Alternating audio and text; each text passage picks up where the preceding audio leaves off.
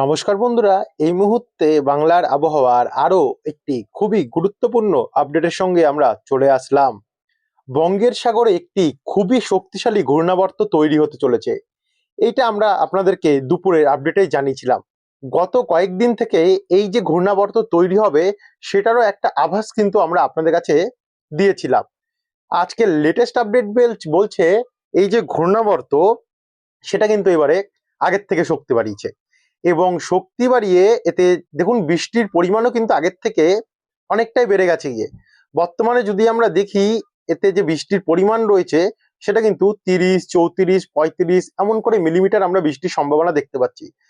কোন রকম ভাবে এটা কোনো শক্তিশালী ঘূর্ণিঝড়ের সম্ভাবনা রয়েছে কিনা, কারণ যেই হারে শীত পড়েছে বাংলার ওপরে, বাই চান্স যদি এটি ঘূর্ণাবর্ত থেকে ঘূর্ণিঝড়ে পরিণত হয় তাতে কিন্তু আবহাওয়ায় পরিবর্তন ঘটবে। হয়তো একটুখানি টেম্পারেচার একটু বাড়বে, অর্থাৎ একটু গরম অনুভব হবে, তারপরেই কিন্তু এটি ঘূর্ণিঝড়ে আমরা দেখতে পাবো হয়ে আছড়ে পড়তে পারে। তবে যাই হোক, এখন অব্দি এটা ঘূর্ণিঝড়ের সম্ভাবনা আছে কিনা সেটা একবার দেখবো। তারই সঙ্গে আমাদের গাঙ্গেয় দক্ষিণবঙ্গে এবারে কিন্তু বৃষ্টির সম্ভাবনা রয়েছে। শুধু যদি দক্ষিণবঙ্গে এমনটি নয়, উত্তরবঙ্গেও এবারে কিন্তু বিভিন্ন জেলায় জেলায় বৃষ্টির সম্ভাবনা রয়েছে। তো সমস্ত আপনাদেরকে তথ্য আমরা এই আপডেটেই তুলে ধরবো। ভিডিওটিকে আপনারা বিনা স্কিপ করে শুরু থেকে শেষ পর্যন্ত দেখতে থাকুন।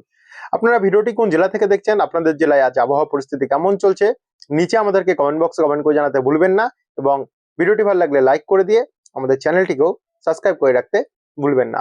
তো চলুন এবারে ভিডিওটিকে আমরা শুরু করি। যেহেতু ঘূর্ণাবর্ত থেকে শুরু করেছি আমরা, তো ঘূর্ণাবর্তটা সম্পূর্ণটা দেখিয়ে আমরা আপনাদেরকে বাংলায় কোথায় কোথায় কবে কবে বৃষ্টি হবে সেটা তুলে ধরছি। এই মুহূর্তে আমরা যদি দেখি, আস্তে আস্তে করে দেখুন ঘূর্ণাবর্ত শক্তি বাড়াচ্ছে। বুধবার 7 তারিখের মধ্যে এই ঘূর্ণাবর্ত আরো শক্তিশালী হয়ে উঠবে।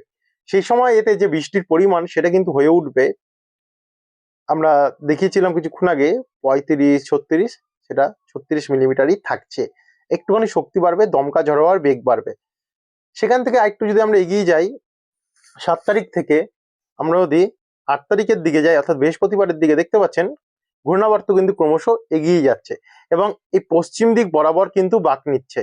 এবং বাঁক নিয়ে এটা কোন রকম ভাবে আমাদের ভারতের দিকে যাবে কিনা সেটা একবার দেখি আমরা। তো এখান থেকে আমরা একটু এগোতে এগোতে এগোতে এগোতে দেখুন এটা শ্রীলঙ্কার দক্ষিণ দিক অর্থাৎ দক্ষিণ উপকূল, এই পোর্শনটুকুর মধ্যে কিন্তু এটা যাচ্ছে। কিন্তু এটা যাওয়ার পরে আমরা যদি দেখি একটুখানি যে কতটা প্রভাব পড়বে, তো এখান থেকে আমরা যদি একটু এগাই, এগোতে এগোতে 9 তারিখ নাগাদ যদি যাই, তো 9 তারিখের মধ্যে এটা কিন্তু অনেকটা পশ্চিম দিক বরাবর যাচ্ছে। পশ্চিম দিক বরাবর যেতে যেতে শনিবার 10 তারিখের মধ্যে দেখুন এটা আমাদের ভারতেরই কিন্তু উপকূলে যাচ্ছে। আমরা যদি এটার একবার বায়ুর ঝাপটা মোডে বেগ দেখি কতটা বেগ থাকবে, তাহলে কিন্তু একটা অনেকটা দেখতে পাবো আমরা ভালো মতনই। তো বায়ুর ঝাপটা মোডে আমরা আসলাম। বায়ুর ঝাপটা মোডে আসলে আমরা এটা দেখতে পাচ্ছি এখানে যে এর প্রভাব দেখুন এখানে স্পষ্ট, এটা শ্রীলঙ্কার দিকে যাচ্ছে। তবে গেলেও এর যে শক্তি সেটা কিন্তু ব্যাপক হারে থাকবে, মানে অনেকটাই শক্তিশালী কিন্তু ঘূর্ণাবর্ত এটা থাকবে। এবং এই সময় থেকে আমাদের ভারতের উপকূলে এর দমকা ঝড় হওয়া বইবে। দেখতে পাচ্ছেন চেন্নাই, তারপর হচ্ছে পাদুচেরি, এখানে বিশাখাপত্তনম, এই যে জায়গাগুলো আছে, এই জায়গাগুলোতে কিন্তু এর যথেষ্ট পরিমাণে প্রভাব আমরা কিন্তু লক্ষ্য করতে পারছি। অনেকটা পরিমাণে দমকা ঝড় হওয়া বইবে, প্রায় 55-51 কিলোমিটার প্রতি ঘন্টায় দমকা ঝড়োয়া বইবে এই সমস্ত অঞ্চলগুলিতে।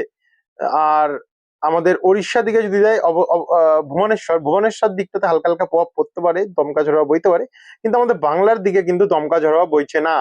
অর্থাৎ এই ঘূর্ণাবর্তের প্রভাবটা 8 তারিখে আমাদের ভারতে থাকবে, তবে আমাদের পশ্চিমবঙ্গের দিকে কিন্তু যাচ্ছে না।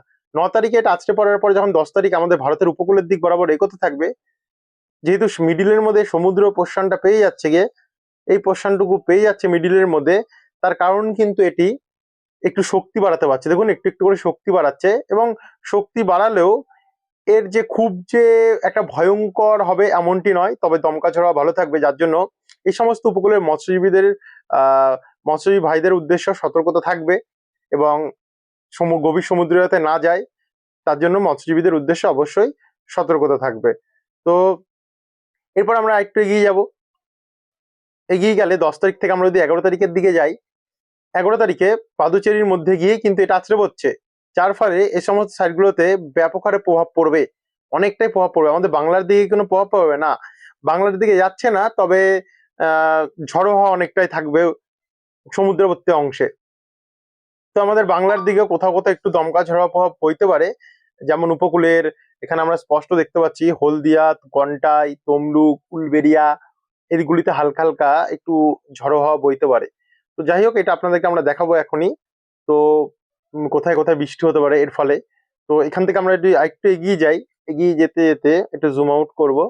তো 13 তারিখ থেকে আমরা যদি বুধবার 14 তারিখে যাই, 14 তারিখেও আস্তে আস্তে করে এটা গায়েব হয়ে যাচ্ছে গিয়ে, 15-16-র মধ্যে এর প্রভাব কেটে যাচ্ছে গিয়ে, 17-18-র মধ্যে কিছু থাকছে না, এবং মঙ্গলবার 19 থেকে 20 তারিখের মধ্যেও কিছু থাকছে না। যাই হোক, এটা আপনাদেরকে দেখে দিলাম। তবে একটা কিন্তু ঘূর্ণাবর্ত আবারও তৈরি হতে পারে। দেখুন এই প্রশান্তকুর মধ্যে দেখুন একটু একটু করে কিন্তু একটা ঘূর্ণাবর্ত তৈরি হচ্ছে। জানি না পরবর্তীকালে কি হবে, এবং এটাও তো একদম সাইক্লোনিক সার্কুলেশনের মধ্যে এটাও যুক্ত হচ্ছে। জানি না, পরবর্তীকালে আমরা নতুন আপডেট আপনাদেরকে জানিয়ে দেবো। এবার আমরা সরাসরি চলে যাবো বজ্রবিদ্যুৎ মোডে। বজ্রবিদ্যুৎ মোডে যদি আমরা যাই, বৃষ্টিটা যদি আমরা দেখি, আপাতত ঘূর্ণাবর্তের ফলে তো কোনো বৃষ্টি নেই আমাদের বাংলার উপরে, তবে আমরা পশ্চিমী ঝঞ্ঝার বৃষ্টিটা দেখে নেব। তো এখানে আজ এই মুহূর্তে কোনো পশ্চিমী ঝঞ্ঝা আমাদের ভারতের তেমন কোনো প্রভাব নেই। 7 তারিখের মধ্যে কিছু থাকবে না। 8 তারিখেও পুরোপুরিভাবে ক্লিন থাকবে।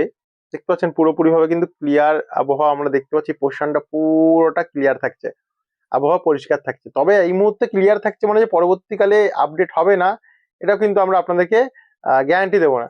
হয়তো পরবর্তী সময়ে আপডেট পরিবর্তন হতেও পারে। তো এখান থেকে আমরা একটু এগোতে থাকবো। এগোতে এগোতে 10 তারিখ যদি যাই, 10 তারিখের মধ্যে কিছু নেই, 11 তারিখেও কিছু নেই, 12 তারিখ সোমবারের মধ্যেও কিছু নেই। কিন্তু 12 তারিখ নাগাদ একটা কিন্তু ঝঞ্ঝা আসছে। দেখুন এই পোর্শনটুকুর মধ্যে আপনারা দেখুন, জম্মু কাশ্মীর, লাদাখ, গিলগিট এই জায়গাটুকুর মধ্যে কোথাও কোথাও তুষারপাত, কোথাও কোথাও একটু বৃষ্টির সম্ভাবনা থাকছে। তো এখান থেকে আমরা এবার একটু একটু করে এগিয়ে যাব। এগিয়ে গিয়ে 12 তারিখের পর 13 তারিখে যাব, অর্থাৎ মঙ্গলবার। তো এর প্রভাবটা কেটে যাচ্ছে গিয়ে, কেটে যেতে যেতে 14 তারিখে যাবো, অর্থাৎ বুধবার নাগাদ। বুধবারেও তেমন কিছু প্রভাব আমরা দেখতে পাচ্ছি না। 15 তারিখে যাচ্ছি, বৃহস্পতিবারে। 15 তারিখে আপাতত বৃষ্টি হতে পারে আমাদের ভারতের উত্তর পূর্ব দিকে, যেখানে অরুণাচল প্রদেশ, কিছু জায়গা অসমের নিয়ে বৃষ্টি হতে পারে, এবং কোথাও কোথাও আমরা দেখতে পাচ্ছি এই সিকিম দিকটাতে একটু বৃষ্টি দেখা যাচ্ছে।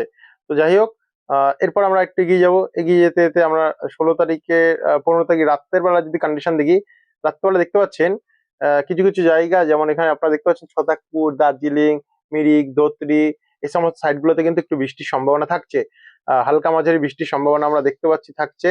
আর সিকিম সাইডটাতে একটু থাকবে, দিকে কালিম্পং দিকটাতে থাকবে, তবে শিলিগুড়ির দিকটাতে পরিষ্কারই অনেকটা রয়েছে সেই সেদিন 15 তারিখ নাগাদ।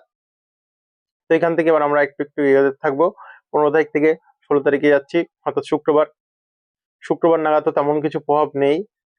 17 তারিখ শনিবার, শনিবারে অসম দিকটাতে বৃষ্টি রয়েছে। দেখুন গুয়াহাটি, শিলং নিয়ে হালকা হালকা ঝিরিঝিরি বৃষ্টির সম্ভাবনা আমরা দেখতে পাচ্ছি এই সমস্ত সাইডটাতে থাকবে।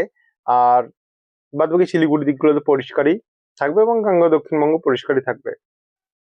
তারপর আমরা একটু এগাবো, এগিয়ে যেতে যেতে 18 তারিখ আসছি।